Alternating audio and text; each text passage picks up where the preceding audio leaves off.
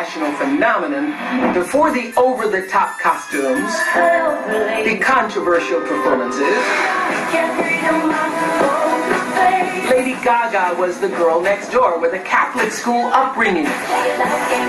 Born Stephanie Joanne Angelina Germanata, she was raised in one of New York's wealthiest neighborhoods. Paris Hilton was her classmate.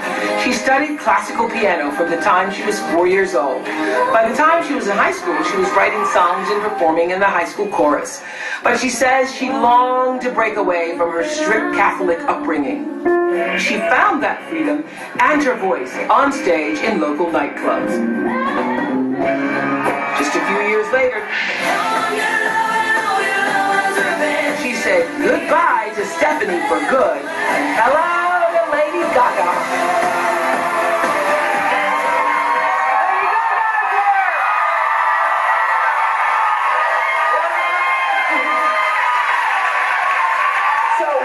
To be called?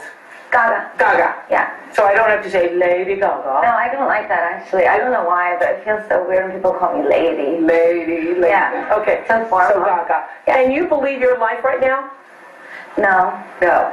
I really feel so blessed, and every day I can't believe the amazing fans I have. I'm so lucky. Yeah. Do you wake up and feel like, obviously, when you were creating this in your own mind, that's fascinating that you and James Cameron, you know, two visual artists, are on in your own separate fields. But when you were creating this, you were doing it in a way that you wanted to express a part of you that needed to be expressed, obviously. I've always been a really creative person and a very visual person, and something that some people don't always know about me is that I put a lot of thought behind all my performances. It's actually funny you bring up James Cameron, because I've been talking about how I wanted to paint myself blue for a performance for the longest time, and everyone's like, no, you can't paint yourself blue, and I've been preparing to do it, and then Avatar came out. And Avatar. I told you! Yes. I know. Great minds think things alike. So where does Gaga come from?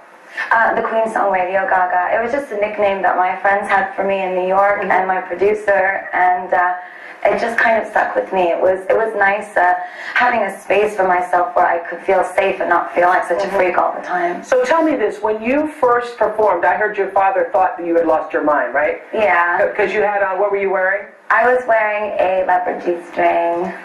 A leopard G-string. At a nightclub with Lady Starlight, and we were wearing Indian headdresses, dancing to Run to the Hills by Iron Maiden. And your father said? He just thought I was completely nuts. He didn't get it, you know. And I don't know if I really got it. I just know I really wanted to do it, and I believed in it.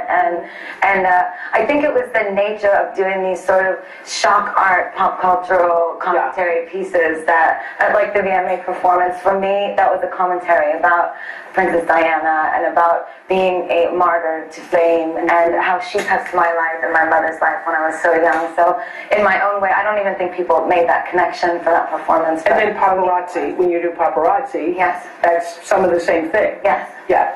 So I just said to James Cameron, I'd like to be in his mind for 10 minutes. I'd like to be in yours for about 3.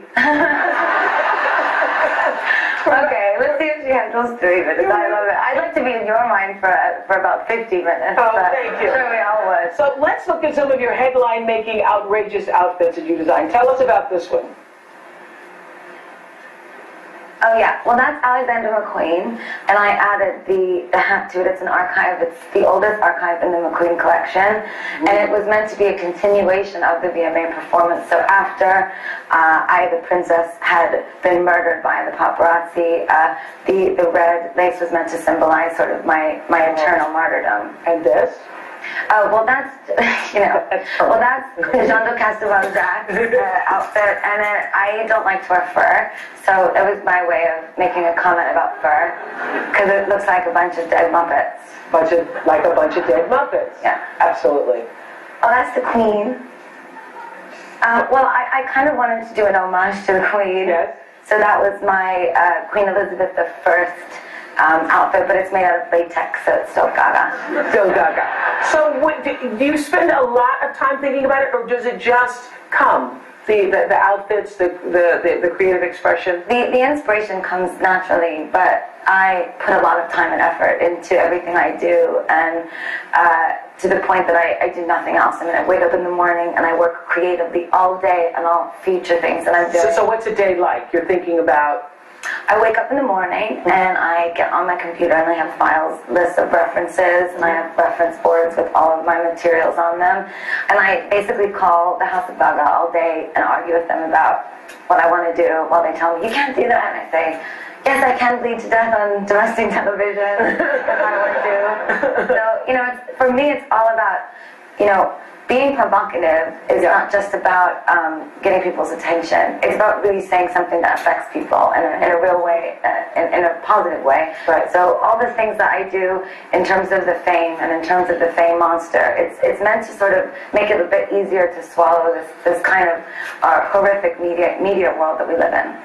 We'll have more with Lady GaGa when we come back. We'll be right back.